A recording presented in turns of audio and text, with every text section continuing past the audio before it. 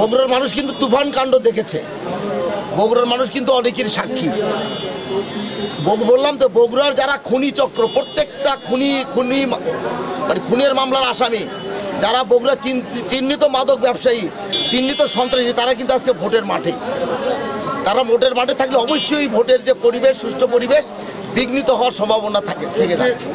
অত্যন্ত সুষ্ঠুভাবে নির্বাচনের প্রচার কার্য আমরা পরিচালনা করছি, কিন্তু আমরা উদ্বেগের সাথে লক্ষ্য করছি একটা প্রার্থীর পক্ষে গত পরশুদিন একটা ধর্মীয় সংগঠন, বিশেষ করে পূজা উদযাপন পরিষদ, একটা প্রার্থীর পক্ষে সকল মন্দিরের সভাপতি সাধারণ সম্পাদককে ডেকে আনারস মার্কার পক্ষে ভোট করার জন্য তারা নির্দেশ দিয়েছে। এটা অত্যন্ত দুঃখজনক ঘটনা, কারণ অসাম্প্রদায়িক বাংলাদেশে সাম্প্রদায়িকতা সৃষ্টি করার জন্য যারা কাজ করে তাদের বিরুদ্ধে ঐক্যবদ্ধ হতে হবে।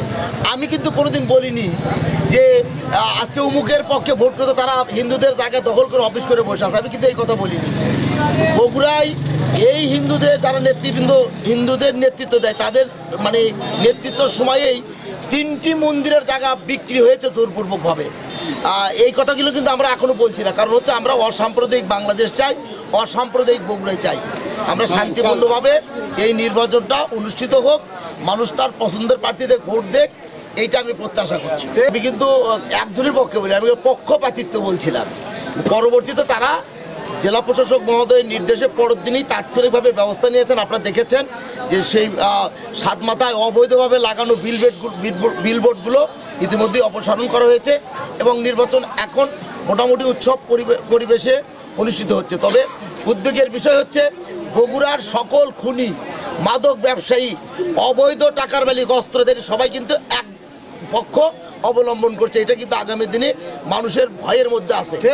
প্রশাসনের পক্ষ থেকে এই ভয় ভাঙাতে পারে জনগণের, তাহলে অত্যন্ত উৎসব মুখর পরিবেশে এই নির্বাচনটি অনুষ্ঠিত হবে। বগুড়ার মানুষ কিন্তু তুফান কাণ্ড দেখেছে।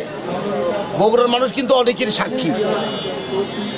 বললাম তো, বগুড়ার যারা খুনি চক্র, প্রত্যেকটা খুনের মামলার আসামি, যারা বগুড়া চিহ্নিত মাদক ব্যবসায়ী, চিহ্নিত সন্ত্রাসী, তারা কিন্তু আজকে ভোটের মাঠে।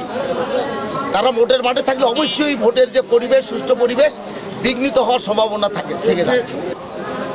এই যে প্রত্যেকটা নির্বাচন আসলে অস্ত্রবাজ, সন্ত্রাসী, অস্ত্র উদ্ধারের যে কার্যক্রম পরিচালিত হয়, আমার মনে হয় সেটা এখন বগুড়ায় করা দরকার।